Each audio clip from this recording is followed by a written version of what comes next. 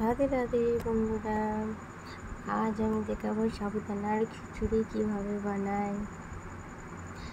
ভালো লাগলে আমার চ্যানেলটাকে সাবস্ক্রাইব করবে, আমার পাশে থাকবে, শেয়ার করবে, লাইক দেবে। দেখো, প্রথমে সাবুদানাটাকে ঢাললাম একটা জায়গাতে।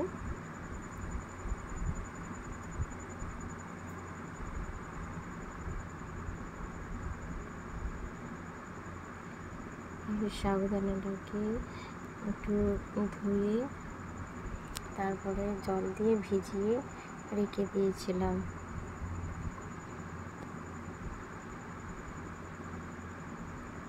জল দিলাম, তারপর ভিজিয়ে রেখে দিয়েছিলাম। আমার জলটা একটু বেশি হয়ে গিয়েছিল, তাই একটু বেশি ভিজেও গিয়েছিল। বেশ আমি 2 ঘন্টার মতো ভিজিয়ে রেখে দিয়েছিলাম। তারপরে দেখো, কড়াইতে ঘি দিয়ে দিয়েছি।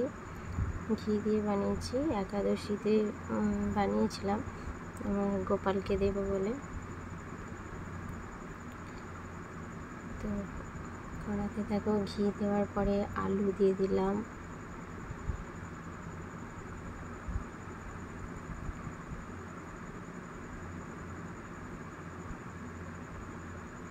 আলুটাকে ঘি দিয়ে ভেজে নিলাম।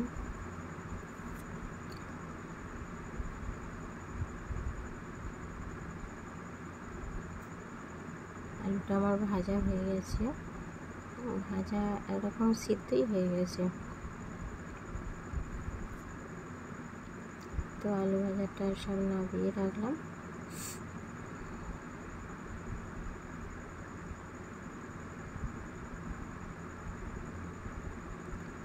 কড়াতে ঘি দিয়ে দিয়েছিলাম। ঘি দেওয়ার পরে একটু জিরা দিলাম। বাদামটা ছিল না, তাই বাদামটা দেওয়া হলো না। বাদাম দিলে আরও সাবুদানার খিচুড়ি আরও ভালো লাগে। তো কাঁচা লঙ্কা দিয়েছি, একটু নাড়াচাড়া করে নিলাম। টমেটো দিলাম।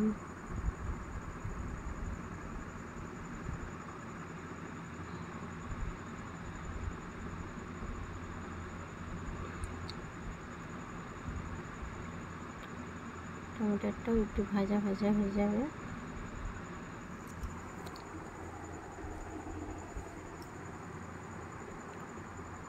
টমেটোটাও ভাজা হয়ে গেছে।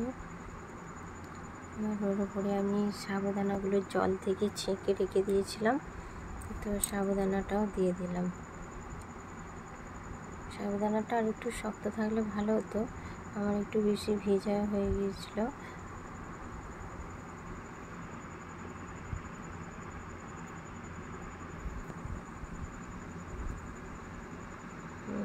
হয়ে গেছে একরকম, সাবুদানাটা ভাজা হয়ে গেছে। ওর উপরে আলুগুলো ছড়িয়ে দিলাম। আলুগুলো তো সিদ্ধই হয়ে গেছে, যা ভেজেছিলাম ভাজাতেই সিদ্ধ হয়ে গেছে।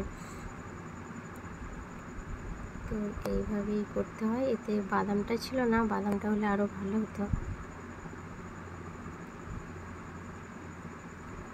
আর এতে নমক তো দিয়েছি, ওটা দেখানো হয়নি।